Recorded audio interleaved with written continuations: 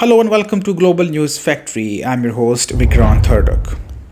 Boeing wants a scapegoat and fast.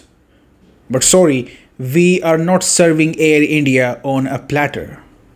Boeing shares took a nosedive right after a devastating crash of an Air India 787-8 Dreamliner in Ahmedabad. And in classic corporate damage control mode, Boeing's crisis PR machinery kicked in faster than the investigation team could even locate the black box. Why? Because Boeing knows what is on the line. Not just lives, but billions in contracts, stock value, and reputation already in tatters by a long line of technical fiascos. So, a dirty and half-cooked narrative is being pushed online by a lobby of so-called experts and global media with only one purpose: outrightly blame Air India and the pilots. For example, this. Look at the shocking headline, disgusting, by Sky News, which reads, "Aviation expert urges airlines to stop hiring unqualified pilots." Now, this gives you an impression that the pilot inside the cockpit on the ill-fated Air India flight was not experienced or he was not qualified. But that is not the fact.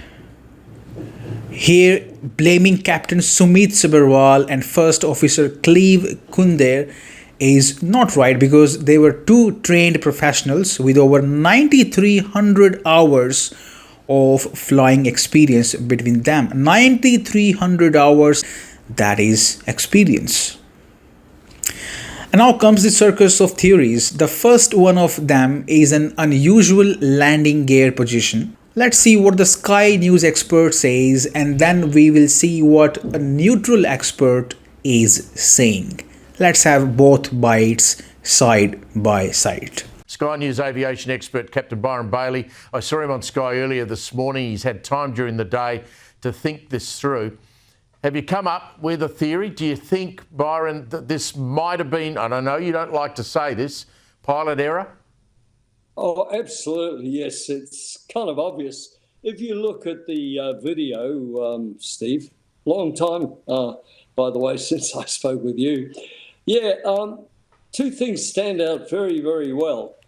Now, what was weird about this Air India thing was it reached 625 feet, 190 metres. The undercarriage was still down. It means no one selected the undercarriage up. But here, indeed, it looks like the flaps are up. And the gear is down, which is strange for me, because then you have the positive rate, and we for sure know that there was the positive rate after departure. You select the gear up. On this video, it is obviously down, so maybe pilots didn't want to select it up, because I think they faced some of the issue and they left the gear down to absorb the part of the energy of the impact. If you don't have the constant positive rate, yeah, that's the issue. You should leave the gear down. Usually then you have the wind shear warning or something like that. You do not change the aircraft configuration, leaving the gear down just in case of the downdraft. And if airplane impacts the ground, usually it impacts with the landing gear, but there obviously it's a very dense populated area, so aircraft impacted the building. And now comes the second theory, which says that the pilots may have mistakenly changed the flaps position in place of retracting the landing gear. Now let's see what experts are saying on this theory, like on both sides. So, yeah, it looks very much to me like it was an inadvertent selection of flap up instead of gear up. And really, in a way, it highlights the elephant in the room that us senior pilots talk about a lot, in that there's been such a rapid expansion of training in the world, airlines are booming, and they're grabbing sort of so many young guys who are not really qualified. How the first officer might have mistakenly brought the flaps up instead of bringing the landing gear up. Now again, that's highly infeasible, because the location of the flaps lever and the landing gear lever is in a completely different place. Now, if you think back to Yeti Airline 691, where something similar happened, where the captain feathered the propellers instead of bringing the flaps to 3. In that case, the propeller lever and the flaps lever were right next to each other. The landing gear lever is nowhere near that. It's physically in a different place. And the landing gear lever coming up is almost muscle memory. This is like saying that, hey, instead of me pressing the brake on my car, I pulled the handbrake. It's just not logical. I hope these videos were able to give you some more insights than what you have heard so far in the media.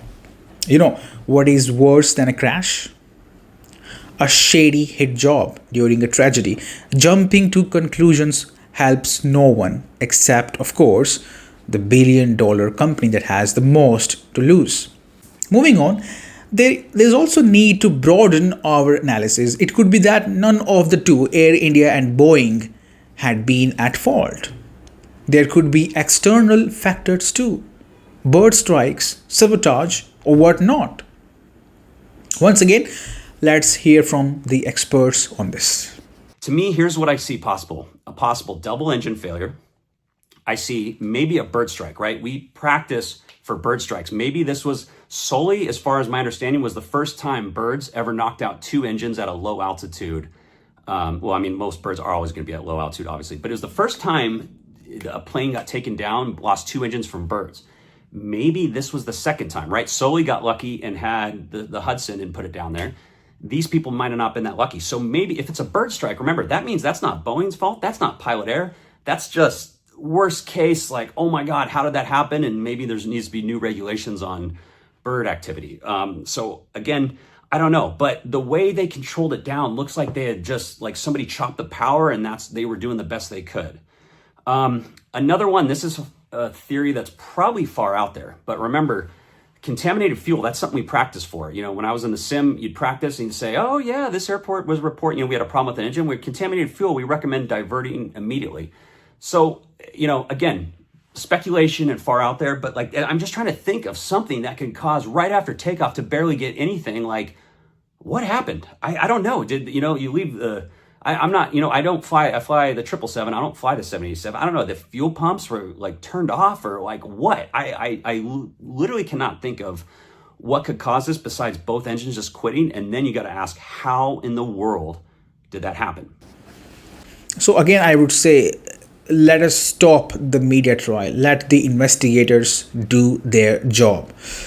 And now let's talk about the 7878 Dreamliner for a bit. Yes, the aircraft has a clean record, no fatal crash before this. But that is exactly why this crash demands scrutiny. Because when a safe plane crashes, you dig deeper, not faster. And that is exactly what our next expert is saying. The 7878 Dreamliner has never been safe. Let's listen in. All right. Now, this is, according to the information we found, the first ever fatal crash of a Boeing 787. However, Boeing in recent years has had a lot of problems, including with their 737 MAX model. But so far, the Dreamliner has had a good track record, hasn't it? No, I don't think I don't think it's had a good track record. You may remember that shortly after the airplane entered service, it was grounded for 4 months because the airplane was carrying a lithium-ion battery, the first airliner to have such a novel technology incorporated in the airplane.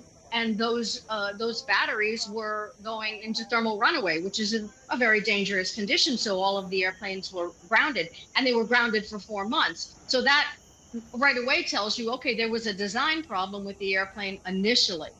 That's problem number one. But problem number two is, for the past several years, and the focus of a lot of regulatory attention in the United States has been the assembly plant of the Boeing Dreamliner, which is in South Carolina.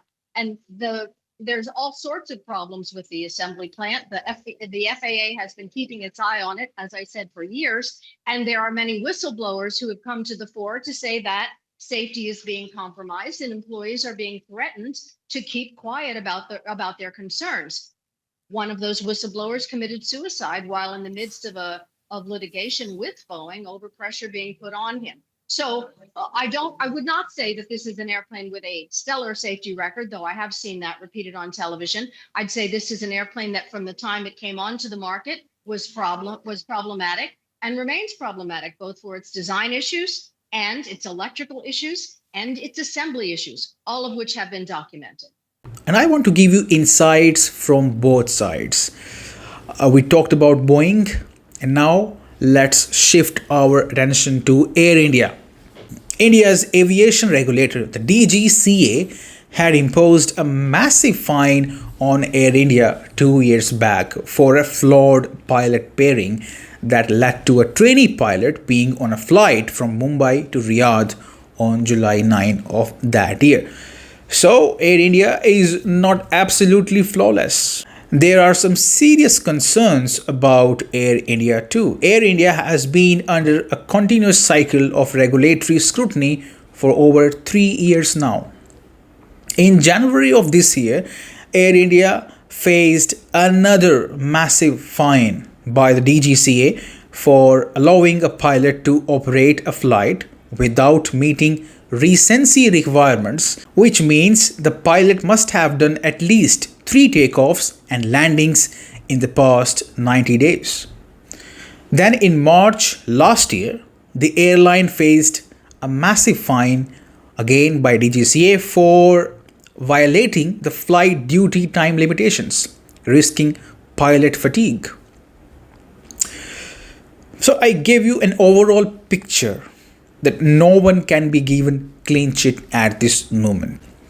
My only problem is with people jumping the gun here. Let's give some respect to those who lost their lives in this tragedy. The crew on the plane, the passengers.